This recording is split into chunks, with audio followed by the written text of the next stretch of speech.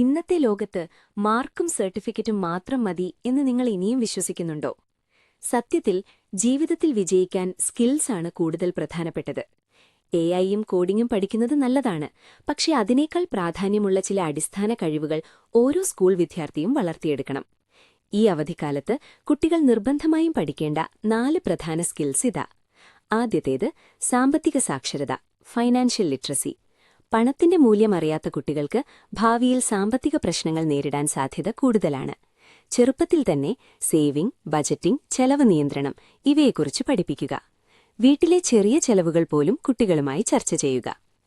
രണ്ടാമത്തെ skill research skills and media literacy.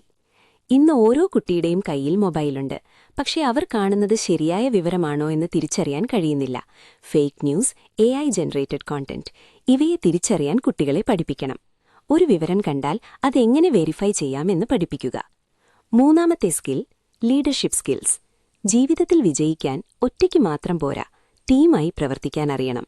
ഉത്തരവാദിത്തം ഏറ്റെടുക്കാൻ അറിയണം. ചെറിയ കാര്യങ്ങളിൽ പോലും കുട്ടികൾക്ക് തീരുമാനങ്ങൾ എടുക്കാൻ അവസരം നൽകുക. ഇതവരുടെ ആത്മവിശ്വാസം വളർത്തും.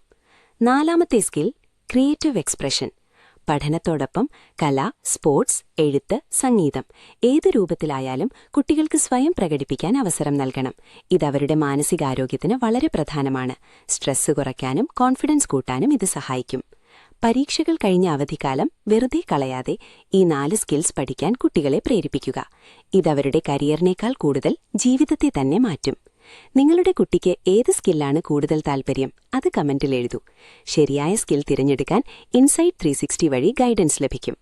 ഇന്നത്തെ ലോകത്ത് മാർക്കും സർട്ടിഫിക്കറ്റും മാത്രം മതി